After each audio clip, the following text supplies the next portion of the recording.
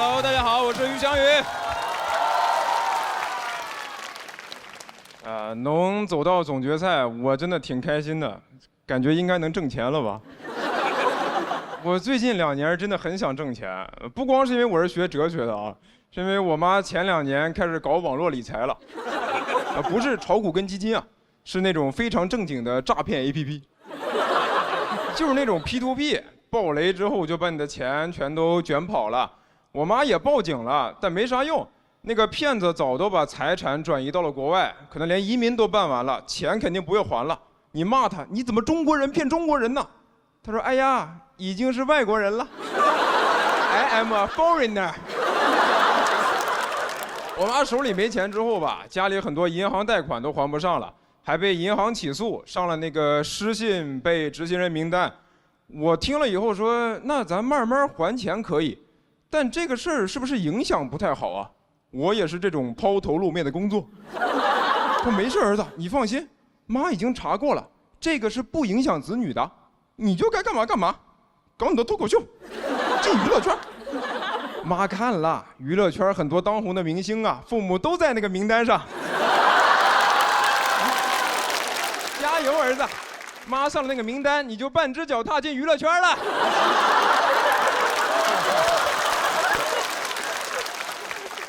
然后我妈为了要还钱，就想找点挣钱多的活儿，但人上了年纪也没啥能干的，她就决定去干月嫂和育婴师，因为家长舍得给孩子花钱，工资还可以。她就跟我说，她正在努力学习如何带孩子。我说妈，你不会呀？她说不是，儿子，我是在学习更加科学的方式。妈以前带你的方式都是错的，我现在已经学会了科学喂养，给小孩开发大脑。鼓励式教育，让孩子感受到爱。我听完觉得我感受不到爱了。我以前咋没有这些呢？我那个心情就很复杂，有点像看到前任对别人更好了。我意难平啊！我用我的整个青春和童年教会了他如何爱别人家的孩子。我都不敢问他，妈，那你爱我吗？我怕他说，儿子爱过。而且我妈这个人还挺可爱的，她会忍不住想要跟我分享她的进步，但有时候看到她对别的小孩越好，我就越羡慕和嫉妒。有时候她给我打电话，也不聊她的生活，也不聊我的生活，就聊那个小孩。有一次她跟我说：“儿子，妈今天带那个小孩呢，弄倒了一杯水。”妈本来想骂他，但我想了一下，他在探索这个世界，我就没有骂他。我记得你小时候这样的时候，我肯定骂你。你爸还叫我揍你呢，我当时就有点生气，但又不知道该怎么表达，因为我大脑没开发。我妈有时候跟我打视频都会带着那个小孩，有一次她在给那个小孩早教背古诗，她就说：“来来来，快给小雨哥哥也背一个听一下。”那小孩就。羌笛何须怨杨柳，春风不度玉门关。我说小弟弟，你知道这首诗表达了怎样的思想感情吗？这里面用了一个拟人的修辞手法，一个怨字表达了诗人对不幸童年的叹息和对原生家庭不满的愤慨之情。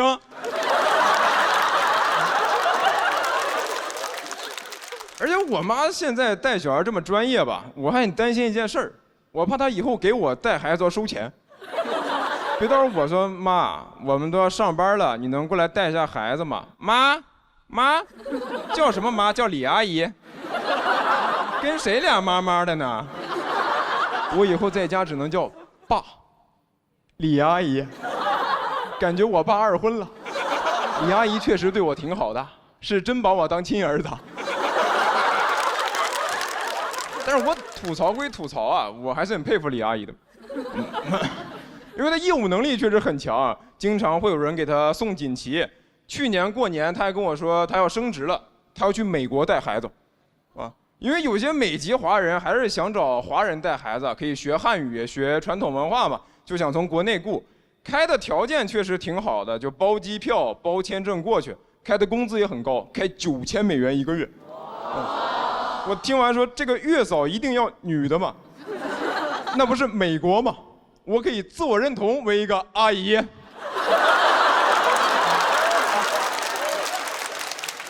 而且啊，但我当时担心这个不会又是诈骗吧？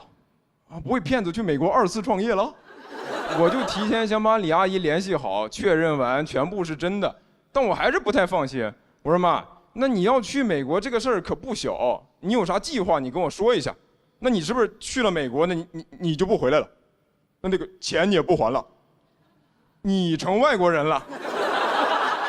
师夷长技以制夷。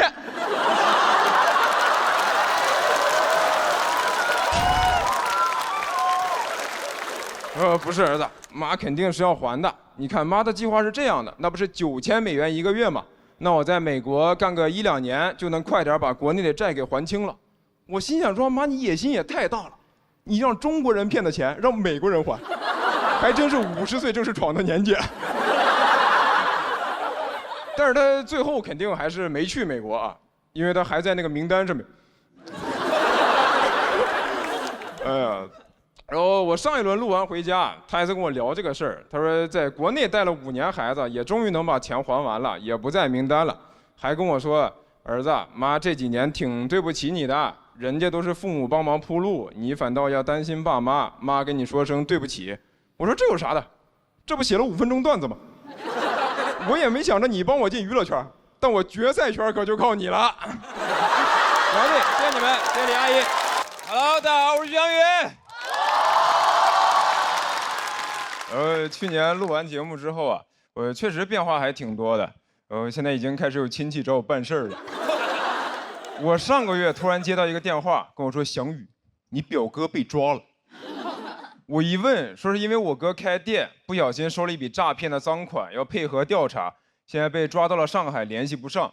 然后问我说：“翔宇，你看能不能找个人去看守所把你哥弄出来？”我听完直接懵了，我上哪儿找人去？我在上海认识的全是脱口秀演员，屁用没有，只会幽默。我要是问他们，你们有什么路子能去看守所吗？说咋的？你想去看守所演出啊？那你去不了，那里明星太多了，你咖位不够。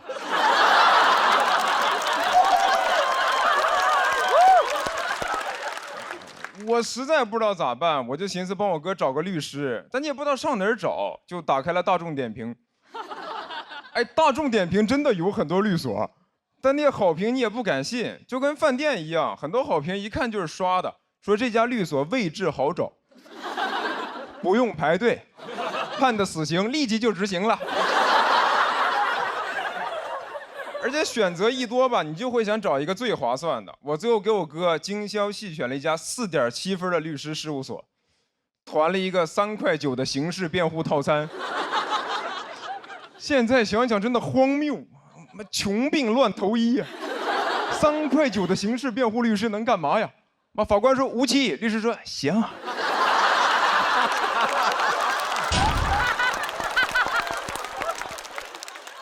我哥在那儿，我到底犯什么罪了？贫穷。后来我哥当晚就放出来了，但这个事儿对我冲击特别大。就是我本来以为我能不用搞关系、找人情，靠自己就能生活下去，但其实我靠的就是啥事儿上网搜。你说亲戚问我，翔宇，你在上海有人吗？我说我有人工智能，有问题找夸克。夸克 AI 超级框，啥都能回答，就是搜商高。亲戚说：“翔宇，你要不先搜搜怎么提高情商吧？”其实从上大学开始，家里亲戚就会说：“你出门在外，以后工作要靠人脉的，要多和那些比你厉害的人来往。但是比我厉害的人凭啥跟我来往？不都说人脉的本质是资源置换，人图我啥资源啊？图我网盘资源。”我直接给爱奇艺 CEO 发私信，我有影视资源要跟你置换，我拉你进资源群，你让我进娱乐圈，感兴趣出来吃个饭，我还有海底捞大学生优惠。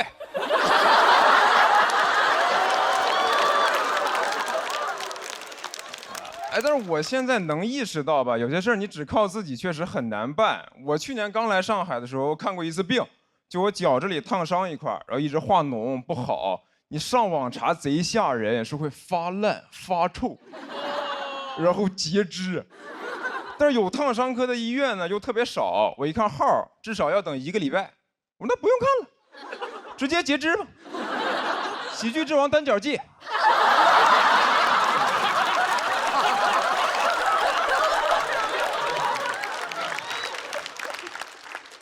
然后我找了半天，发现唯一能挂到的就只有那个特需门诊。他的意思就是你不用排队了，但是同样的医生，你直接挂50，特需门诊1000。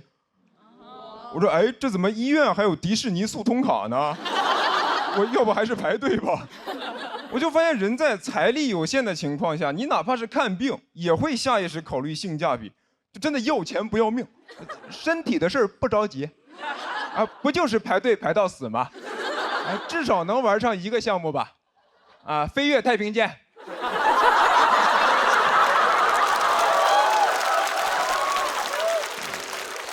然后我就问我上海的朋友说，怎么看病能更方便一点？他们就跟我说，那就找人呗，啊，我不用排队，我哥是肿瘤医生。我说那你天天得肿瘤？他说不是，我哥会带我去其他科室再找人，那医院也是小社会，能关照的地方肯定会优先亲友嘛。为啥是亲友优先呀？不应该是 IC 优先吗？以前也没人教我这些呀，我只知道学医救不了中国人，不知道学医能救自己人呢。难道医学生宣誓仪式的时候问咱们为什么献身医学？为家人谋福利。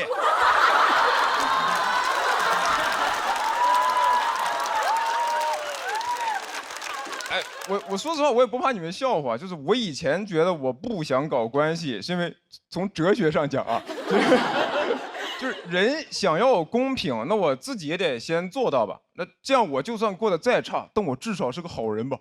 但我现在觉得这不就是精神胜利法吗？就啥都没有，但是贼有态度。因为你现在想要过得好，你要么就有关系，要么就有钱，但我就是2样都没有，空有一身正气。但是嘴硬，我没钱，也没关系，都没事儿。好人一生平安。谢谢你们，我是翔宇。Hello， 大家好，我是翔宇。先磕了一下，好尴尬呀！哎呀，然后就第2年录节目了，然后确实还是不是那么适应。然后去年录完之后吧，然后就接了很多乱七八糟的工作，每次去都让我聊哲学，但我就是个本科生的水平，给我感觉是去答辩的。问我说：“翔宇，你怎么理解尼采？”我想说我没有选修这门课，尼采我都是在网上看的，我都怕说出来过不了查重，直接学术造假把我抓起来。我后悔，知往恢恢，疏而不漏。还有，因为我说我是应届生嘛，就老师让我代表年轻人，甚至有次非要宣传我是青春男大。我说别吧，我都27了，我只是延毕了。那你是不是只要在读书就一直是男大？整个宿舍一起延毕到80，哎，耄耋男大。啊，一起推着轮椅去上课，老师说：“同学们，我这门课今年可能会挂几个人呀。”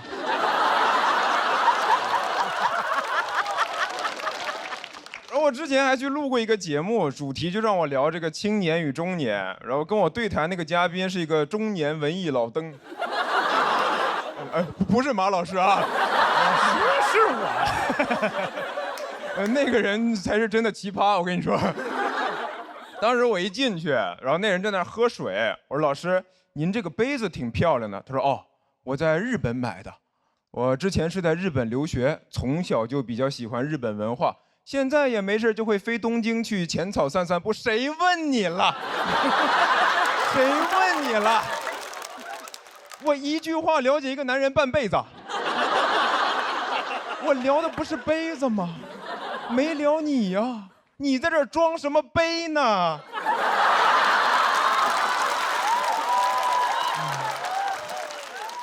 后来又聊到那种什么中年爹味儿的话题，他就又来了。能理解你们年轻人，爹肯定是不好。我年轻的时候呀，你听哥一句劝，你懂我意思吧？太诡异了，就是一个老登在教你面对青年困境。我的困境不就是你造成的吗？那种感觉怎么说呢？就相当于你在一个山东的饭桌上听主陪大聊女性主义，这我都懂。孔子、孟子、上野千鹤子。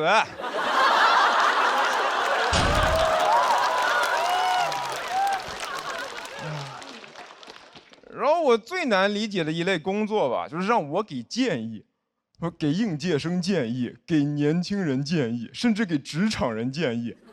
我一个刚毕业的本科生，天天到处给人建议，我成专家了。妈咋的？本生专呀。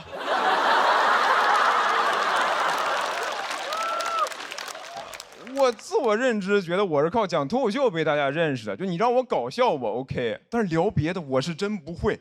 哎，我是真的很难理解，为什么现在人在一个领域取得成就，你就可以掺和其他领域。你像现在很多人火了之后就会出书，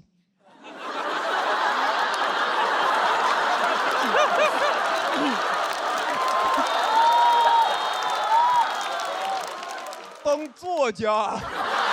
我送过你。哎，以前出书很难的，你想想司马迁，你现在把《史记》和那种明星畅销书摆在同一个书店，司马迁看到什么反应？说啊，这样就可以吗？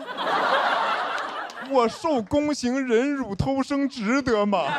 还迈不过这个人间不值得啊！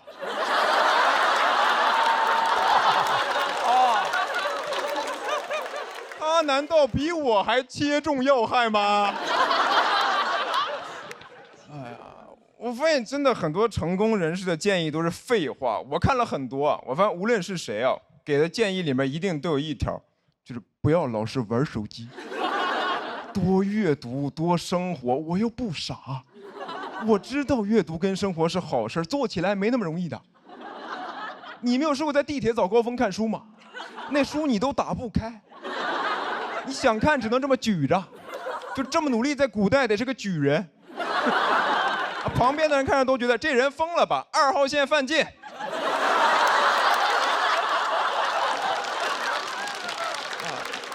然后我真的也被人问过，说翔宇，你在人生的低谷会反复看的书是什么？我看的是《斗罗大陆》和《斗破苍穹》。就是那些崇高的思想、细腻的情感，你是要花精力去品的。你说你累一天，晚上回家瘫在床上，就不想看那种文学大部头，费脑子，砸脑袋贼疼。我看什么《平凡的世界》，我白天过了。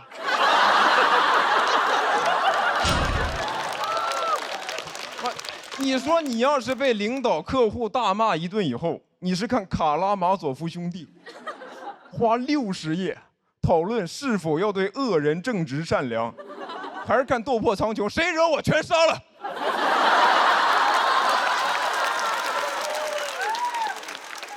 你看现在大家都喜欢看这个短剧、爽文，那不还是因为现实生活很多问题解决不了吗？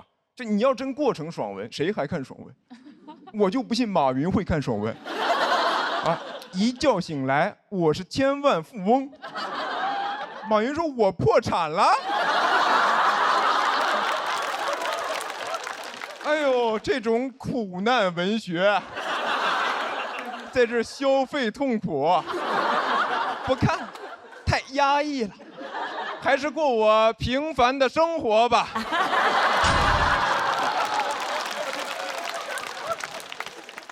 我真心希望大家每个人都能过得好，但这是不是也像是一种幻想？所以我就不想给建议，我想拍个短剧，一觉醒来，我们每天都有时间阅读和生活。谢谢你们，我是于翔宇。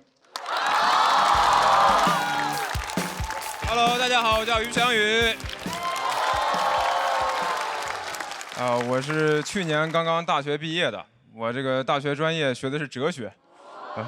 大家一般听到那个反应就是哇，那就是有文化没工作。这个我读哲学确实是不太好找工作，而且我身边有些朋友还会调侃我，说找不到工作怎么了？你们学哲学的人不是都很通透吗？你虽然找不到工作，但是你可以辩证的看待这个问题啊。我咋辩证啊？说实话，我真的一点都不通透，因为我学完哲学吧，跟大家学任何专业一样，还是要出来找工作打工的。我发现现实生活跟我学的不一样的时候，我只会更加矛盾。我那时候找工作的时候，我上午还在上课，我学那个《资本论》，什么资本会无情的压榨你，剥削你的剩余价值，资本来到世间，从头到脚都流着血跟肮脏的东西。我下午去面试的时候往那儿一坐，我可以加班。什么亚里士多德呀，多劳才能多得。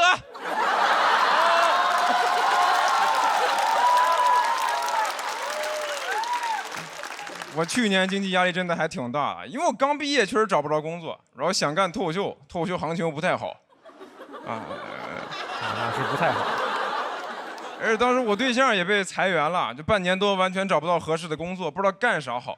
我最后都想着破罐子破摔了，我说这样吧，我决定了，咱俩就去开网约车吧。他说好主意啊，就差一辆车了。我研究过了，咱俩可以先租个车，等赚了钱再买就行。他说先租车再买车，你没看过《骆驼祥子》吗？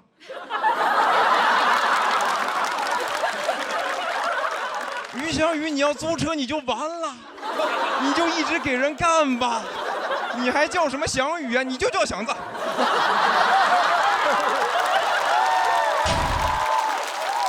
我这个人我真的很矛盾，因为我上学的时候导师跟我们说，这个咱们学哲学啊，不是为了赚钱买房买车，是为了追求纯粹的精神世界。但我做不到。我去年压力最大的时候，就想着回学校跟我老师聊一聊。我当时回了趟学校，我在办公室门口就听到我导师在跟其他教授讨论问题，俩人在聊买学区房。我当时整个人崩溃了，那就是压倒骆驼祥子的最后一根稻草。我老师，你也这么现实的吗？你上课教我的可都是形而上学，背地里偷偷研究小孩上学。我崩完之后发现，其实我就是很羡慕我老师，他有这个物质基础。你很多伟大的哲学家也是这样，你像什么叔本华，悲观主义哲学的代表，但他自己是个富二代。叔本华的生平是这么写的：自幼喜好哲学，11岁学习宗教学，15岁研读伏尔泰和卢梭，19岁研读古希腊哲学，21岁继承父亲遗产。我课程表上没有这门课。我21岁还在那看什么是自由，什么积极自由、消极自由。叔本华啪给我一巴掌，财务自由才是真正的自由。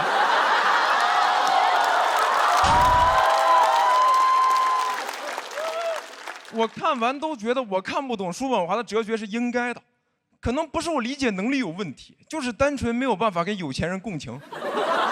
你看他写那些句子，什么意志决定命运，真的吗？我怎么觉得是遗产决定命运？还有什么不要拿健康换取身外之物？你叔本华是不用换呀，你拿你爸的健康换的。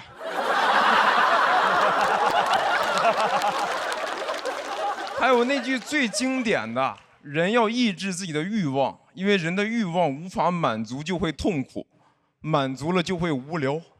我想无聊，太想过无聊的生活了。我虽然现在是靠搞笑有趣吃饭，但你问我的梦想是什么？我想做一个无聊的人。有趣有什么用呀？你在我们这个行业，有趣的灵魂千篇一律，无聊的人生才是万里挑一呀。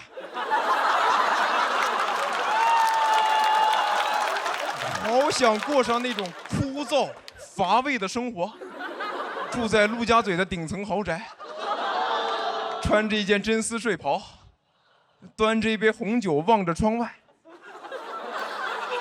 没啥意思啊。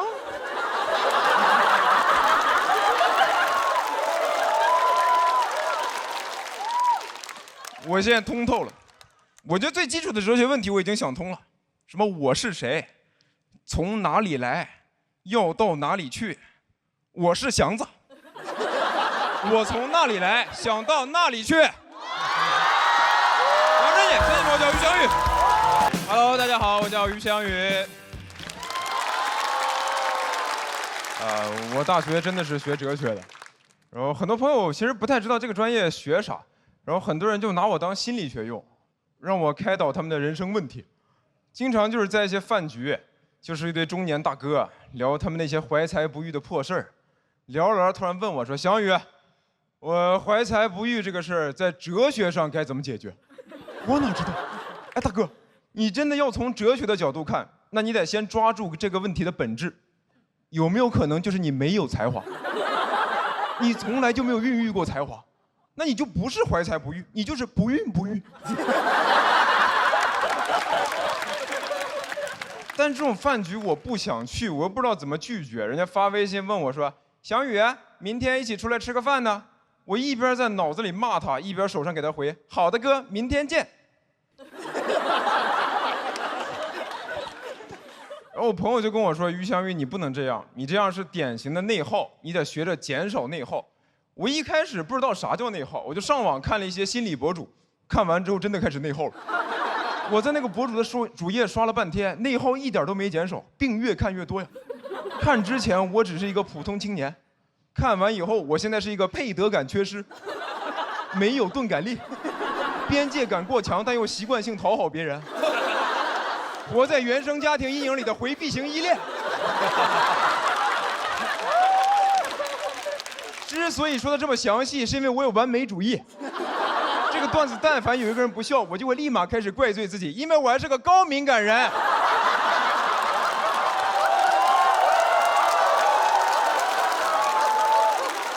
就他们这个诊断方式，你别说是我了，我觉得就算是现代心理治疗的开创者弗洛伊德去刷小红书，他也得有病。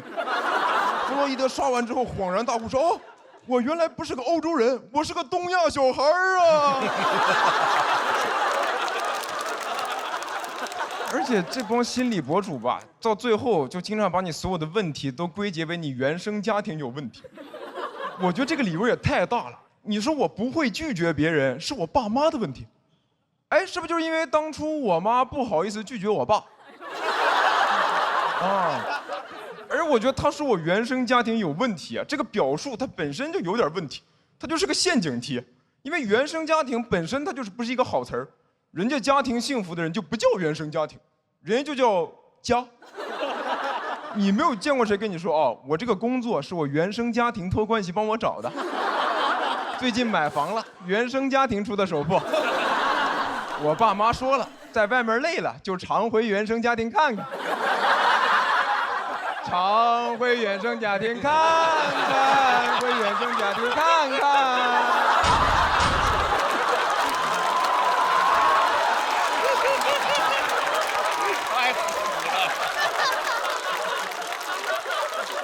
我知道我唱的不好听啊，但我爸妈声音也不好听，这就是我的家庭原声。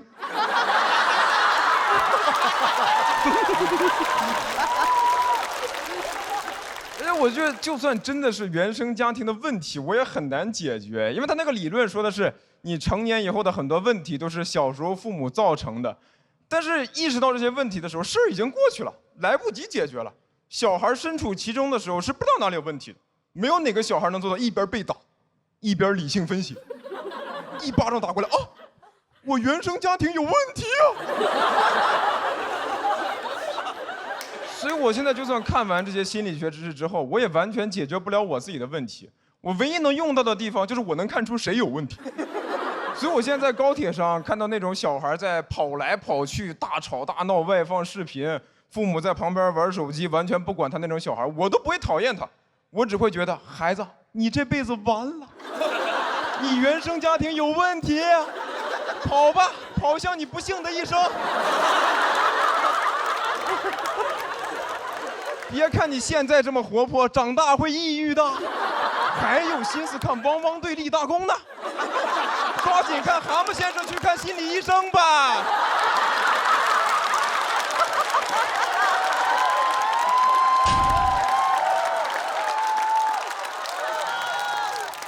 所以我是完全解决不了我自己的问题，因为你说到底啊，我爸妈不也是东亚小孩吗？所以我做不到什么事儿就只怪他们，我没有什么解决方案，我只能祝大家尽量少一点抽象的焦虑，没事儿能常回原生家庭看看。谢谢你们，我叫于翔宇。Hello， 大家好，我叫于翔宇。我是去年大学毕业的，我大学专业学的是哲学。然后节目组就说，那这期主题你可以刚好聊一下哲学专业毕业之后的工作方向。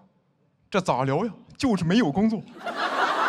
我毕业的时候，我辅导员还劝我乐观一点，说翔宇，你暂时找不到工作这个事儿呢，它也有好处，你就可以刚好保留应届生干净的身份。我光有这个身份有啥用呀？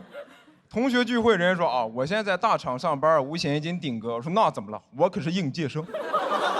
你已经跟资本同流合污了，我还是清清白白。有些人活着他已经死了，而我就算饿死，我也是应届生。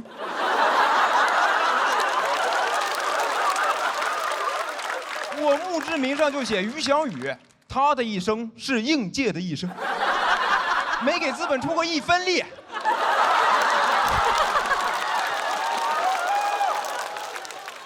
因为我这个专业确实没有什么对口的工作，我就提前干过很多兼职跟实习。我一开始也干过补习老师，教小升初1对1，所以来上课都是些什么家里开公司的或者拆2代的有钱小孩，搞得我就没有任何立场劝他们好好学习。小时候我老师跟我说的是咱好好学习，考好大学，找好工作，过好的生活。但这帮小孩他已经有好的生活了，搞得我每次骂他们我都很心虚。我说你现在不好好学习，那长大以后可就只能出国留学了。你难道希望跟你同学一样，就当一辈子普普通通的房东吗？我求求你了，你就当是为了我学，你让老师挣2个钱儿吧。老师不花，都给你攒着，以后租你们家房子。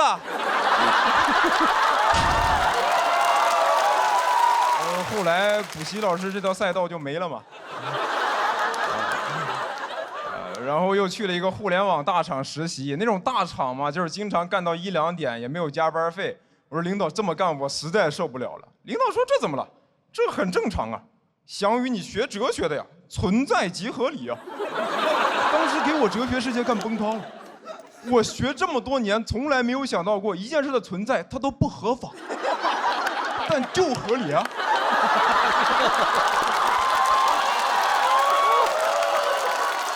我都有点后悔读哲学了，我就应该学法学，什么他人即地狱，我想送他进监狱。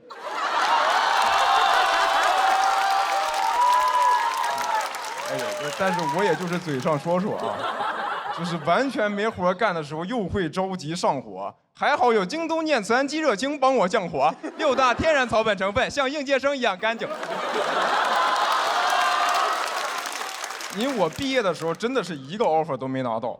我以前上学的时候还想着什么整顿职场，我甚至想过用《资本论》整顿职场，说没有人可以拿走我的剩余价值。一毕业发现真没人拿呀，就我的剩余价值不会年年有余吧？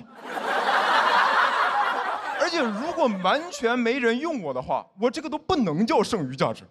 一道菜如果有人吃了，剩下的厨余垃圾都可以勉强叫做剩余价值。而我这种应届生，就相当于那种没有开封的5仁月饼，包装精美，原料干净，日期新鲜，但就是没人动，而且还是会每年新生产出来一批拿来送给老板。老板说：“哎呀，饼太多了，吃不完，根本吃不完。”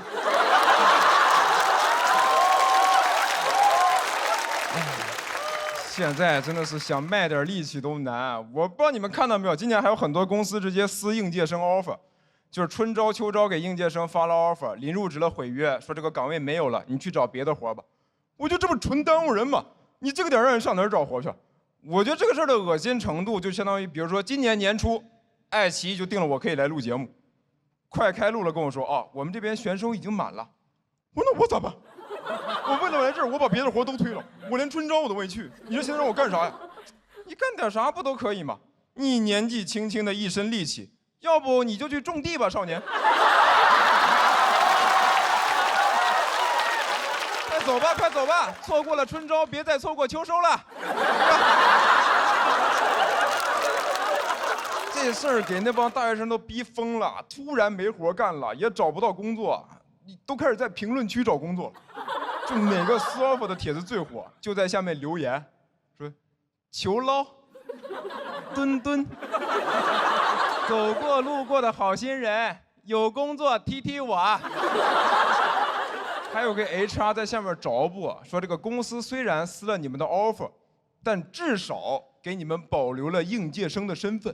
哎呦，您可真是个大善人，我可得感谢你，只是玩弄了我的感情，没有真的玷污我啊。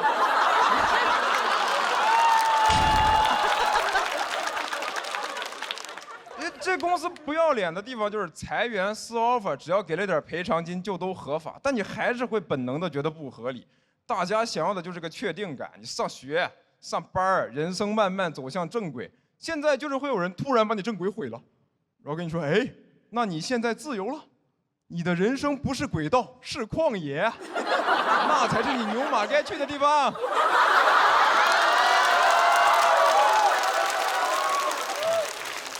我就看着那帮同学蹲在那儿找工作呀，我都想说，要不实在不行就都来干脱口秀吧。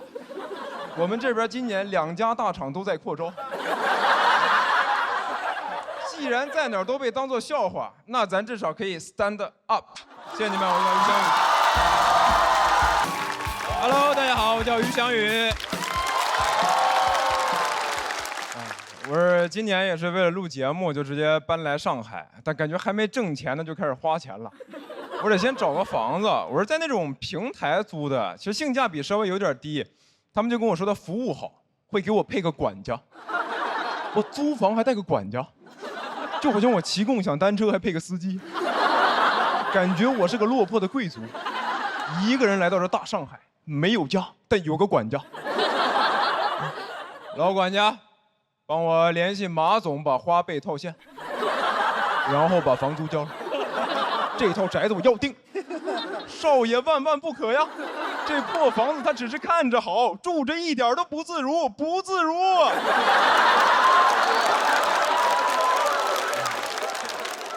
我发现现在这些花钱的地方就很爱给你用一些很高端的词儿，显得我过得多好似的。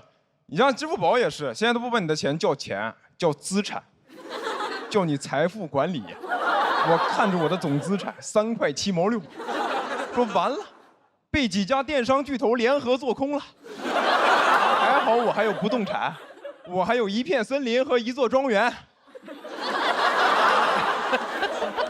哎呀，支付宝就天天劝我保护地球，我还为衣食住行操心呢，我哪有那个能力？你让我保护地球，不就相当于让蚂蚁保护森林？支付宝为了让你多用它，就把这个话说得太好听了，说你的日常生活都可以收集绿色能量，改善环境。不是，我也没有那么高尚吧？我只是为了省钱被迫过得很环保。那我天天出门不打车，我挤地铁、骑自行车，就是为了以一己之力对抗全球变暖。每次累得要死的，哎，又为地球贡献1小时，真是能量满满的一天呐！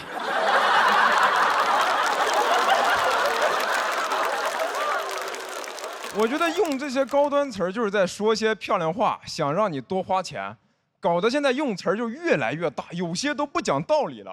你像很多品牌代言，就除了代言人以外，现在还有品牌大使。大使，不是主权国家的代表吗？你这个品牌也太狂了吧！那你和别的品牌合作都不能叫联名了，你俩建交吧。品牌大使，你为了唬人，这个名头叫的也太大了吧！我上次听到这么取名的还是发型总监。很多奢侈品甚至有全球大使，你都能代表地球了，你是要跟外星人建交吗？你大使拿着你的衣服给三体人，三体人一看吊牌，这也太贵了，不要回答，不要回答，不要回答。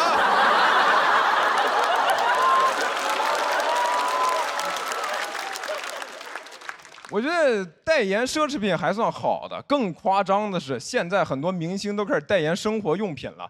我那天买纸巾都有代言人说明星同款厕纸，我当时就不想买。我觉得你明星代言赚的钱肯定都是溢价到这个产品上，让普通消费者来承担。我觉得你代言奢侈品可以，我也买不起。你代言厕纸，我是真的会买厕纸。你动到我的蛋糕了，你别哪天出了事儿就拿我擦屁股的钱给自己擦屁股。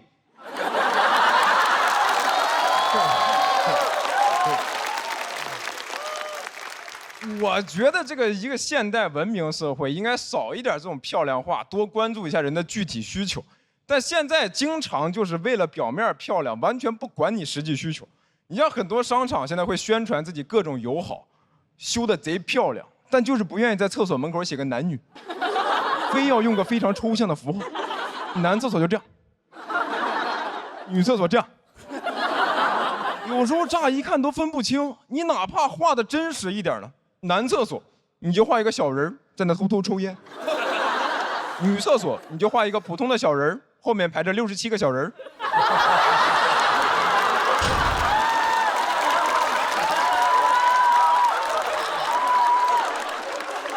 你商场为啥不能多修点女厕所？你这个现代文明社会能不能解决点实际需求？而且一部分人的需求被忽视，最终一定会影响到所有人。所以我说这个事儿也不是想显得我自己多高尚，只是它也会影响到我。那我跟女朋友一起出去逛街，如果她要排队等厕所，我就要在旁边等她。我有时候等没事儿干，我都想帮她排。我说你先去试衣服吧，我在这儿帮你排着。我愿意为了你做一个变态。我向前一小步，文明一大步。每次听到这些漂亮话，我就觉得你们有那个说话的功夫，不如多干点事儿。这个世界不需要语言来精装修，只需要少点宣传墙，多点卫生间。谢谢你们，我叫于翔宇。Hello， 大家好，我是于翔宇。最近节目确实播了，我发现你们对我实在是太包容了，还有喊帅的，哎呦。谢谢，咱讲段子好吧？哎呦，真的，我发现你们真的是对我太包容了。还有些人网上评论说，哎呦，学哲学的就是不一样。但我哲学其实真的没有学得很好。你看我讲那些哲学知识，你们都听得懂。你们听不懂那些，当时我也没听懂。因为我有些老师教学方式确实是非常老。你像我们有一门课叫美学，就是从哲学的角度给你讲什么是艺术，什么是美。如何去审美？上了课之后发现我们老师审美特别差，他上课基本就是给我们放那种祖传 PPT。我看了一眼，上次修订日期是2003年，用 Office 2000做的。我老师的 U 盘都是256M， 插上去电脑中毒了，弹出来一个熊猫烧香。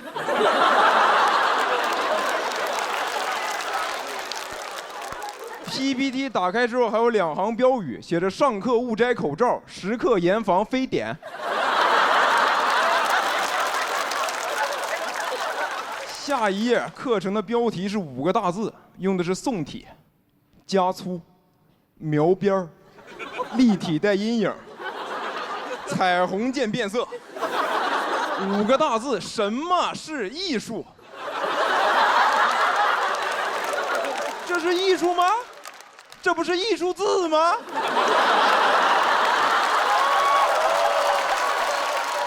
讲那个知识点的时候更难受，背景全那种黄色、蓝色的纯色底儿，所有的文字都是5颜6色的黑体加粗。讲到重点，飞进了一个彩色的框 ，biu。整个那个画面的设计啊，就是照抄了椰树直播间，就是个椰树牌 PPT 啊。我都怕我老师拿着个保温杯站在旁边。同学们，这 PPT 我从小用到大。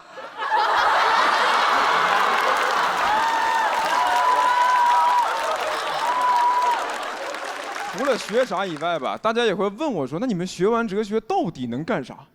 我也不知道。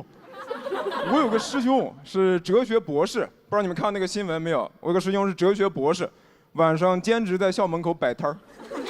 上这么多年学，考研、考博，现在考肠。挂了个牌子，说哲学交流，买1根烤肠可以问一个问题。这谁路过不想问一个问题啊？你这多少钱1根啊？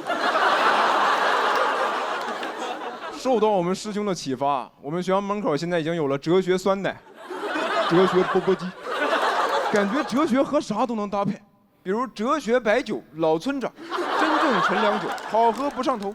你买一瓶，问几个问题都可以，答案反正都在酒里了。然后最近还有经常有朋友问我说：“于翔宇，那你为啥明知道不好找工作，还要坚持学哲学？现在大学不是可以转专业吗？”是可以转，我就是从计算机转到哲学的，我一点都不后悔啊。我其实就是当时太年轻，想不明白人为什么活着，我就觉得可以先思考人生，大不了再回去干程序员。但现在程序员也不好干了。我那帮做程序员的同学也开始怀疑人生了，他们就跟我说，现在这个行业不好，可能自己干的这个领域、这条赛道随时就没了。我很能共情啊，我一开始干过补习老师，赛道没了，来干脱口秀差点也没了，感觉我就是行业明，我还不能叫自己行业明灯，行业明灯这条赛道也没了。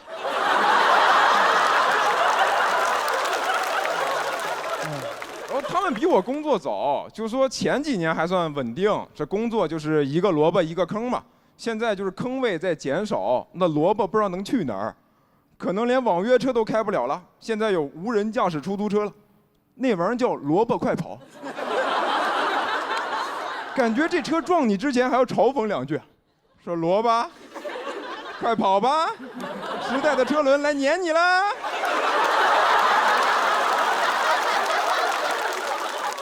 因为我现在就是试图想开一点，好像你咋选都行，你先活着就行，你也不知道自己以后能干啥，可能到最后你个人根本没得选，就只有时代选你的份儿。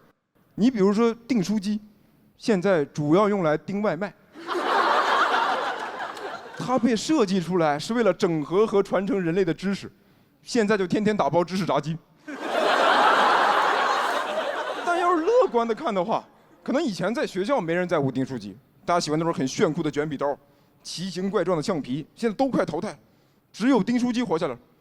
订书机可能很高兴，哥们儿现在 offer 太多了。那卷笔刀你再能卷，没人用啦。现在没笔可卷，只能卷眉笔。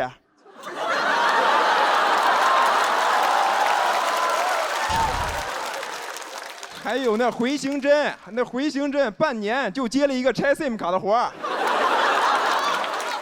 只有我订书机成功转型，我现在上得厅堂，下得厨房，能盯精神食粮，也盯得了食粮。我有今天也不是靠自己，是时代在召唤。